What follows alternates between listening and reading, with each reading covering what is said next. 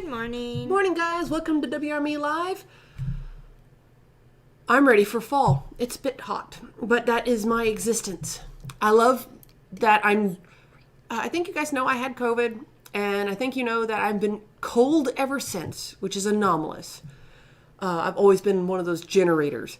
And We're live! And it's just... So I'm happy that I'm more heat acclimated now, but I'm still ready for it not to be this hot or humid. I'll take it. Goodness, as you guys probably know, but if you don't, it's a seller's market right now. So many buyers want to buy. If you got a listing, let us know, or you're thinking about it. We can go over your options and see if this really is the best opportunity for you guys to sell and downsize or move to Nebraska or whatever your needs are. But that also brings up just good courtesy notes on going to see these houses. As someone who might be selling a home, you would hope these people would follow these, just like if you're going to downsize, upgrade, whatever, you're going to be seeing other people's homes, and you need to probably be aware of some courtesy things. And let's just start with the very beginning. Showing up. Try not to schedule showings at midnight. That's rude. Well, most won't let you anyway. True. Most won't let you after 8 o'clock if it's occupied a lot of times. Especially, yes, that is rare. So normal, respectful of time. And then when you arrive, don't park in the yard. If it doesn't have a curb, and it seems like we had a house here in Mustang, good size lot, acre or so, and it had a 1-car driveway going back to the 3-car garage. Mm-hmm. There were so many showings, people wouldn't park in the driveway because they knew they'd get trapped and they'd have to drive through the yard. So they'd rather park, for lack of better wording, on the street, on the curb area. There wasn't an official curb. And so you were seeing people, in some cases, parking as respectably as they could, where two tires were still on the asphalt. They only went as far over as they could to try and not block the road. But you also saw people that just went, nyeh. Don't be the nyeh, because that means you're like parking in someone's front yard. You could be responsible for putting their yard back the way it was before you parked on it. There's damaging, and what if there's a water meter? You break that water meter. Sprinklers. And so the courteous method is if there's no curb and that's the best place for you to park, try and follow the traditional rules of trying to keep at least your one driver's side or your passenger side, those two lined up tires, at least on the asphalt. And if it's a wide enough road, try and, not park in the grass if you can help it. But definitely be mindful that you're parking in someone's yard and be as courteous as you can. And then if you're out in boondocks and you have to pull further over in the ditch, make sure you're not going to get stuck. Yes. Sometimes you might have to drive down and walk back because it's not as steep, it's not as wet, muddy, whatever. Just because it looks dry doesn't mean you're good. Yeah, because if it's been raining the last few days, which it hasn't, or even what if there was a water leak? What if the creek around the corner got a surplus of water because they drained a little bit of excess off the water tower? Whatever, you don't know the circumstances. If you are driving a little itty-bitty blueberry of a car, you're probably going to get stuck in that ditch because ditches are designed to collect water. Park a little bit further down, find a better place, because the last thing we want is you to get stuck and whatever other showings you might have to be delayed because we had to call AAA. And then, so that's just parking, little courtesies like that. There's also, take your shoes off or put on booties if it's wet, muddy, if your shoes have crap on them because of your job you do, whatever. Be courteous about that. The last thing you want to have to do is pay for a carpet cleaning on a house you're not interested in. Or pay for new carpet because the carpet can't be cleaned. Grease, oil, some of that stuff might not come out. So, I've had one person's like, I can't take off these boots.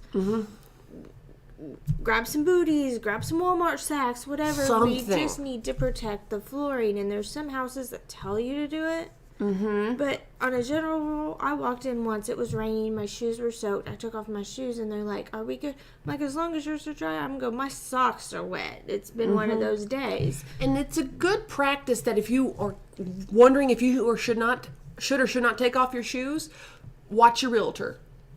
A good realtor will go, okay, it's rainy, they just automatically take off their shoes. Or in some cases, there are cultural people that like, period, we do not wear shoes in this house. Realtors, it's not going to be on the public side for everyone to see because it's more of like instructions to the realtor on how to show the house. So if the realtor walks in and automatically takes off their shoes or puts on booties, it's good practice to, at the very least, ask them and go, do I need to do that?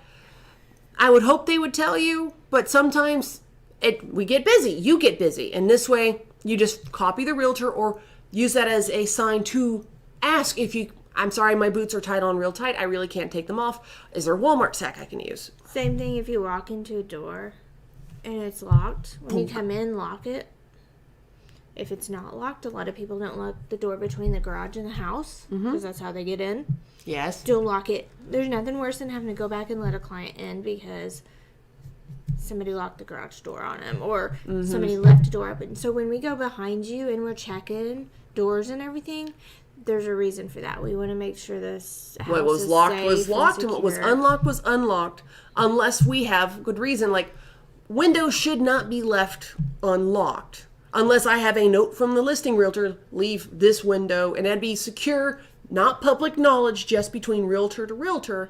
And I'm not going to tell my client that this window's unlocked. I'm going to do my walkthrough, and because realtor to realtor, I know this garage door needs to be unlocked. This vent window over the bathroom tub needs to be left open.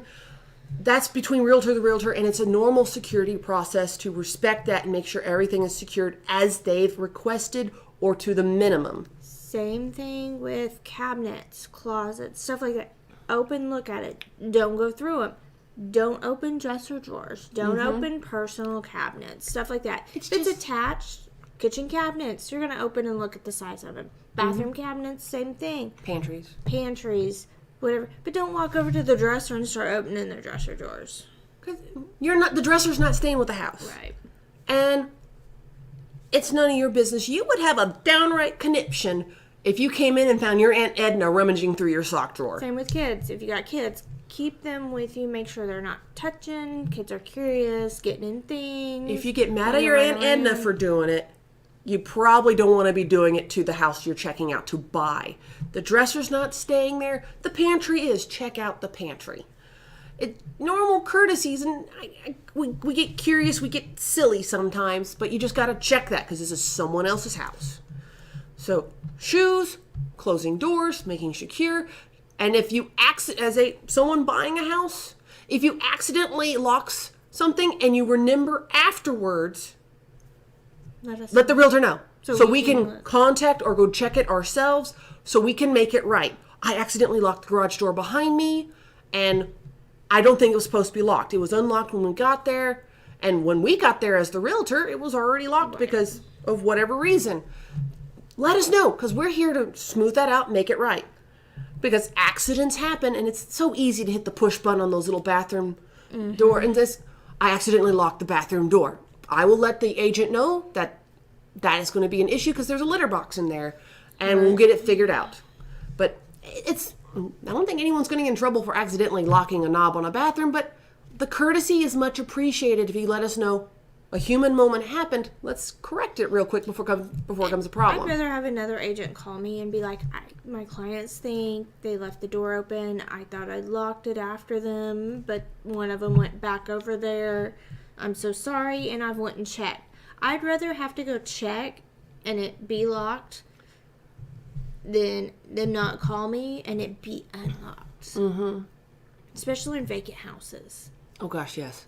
But vacant or otherwise, it's just we want to keep the max level of courtesy there because this is someone's home.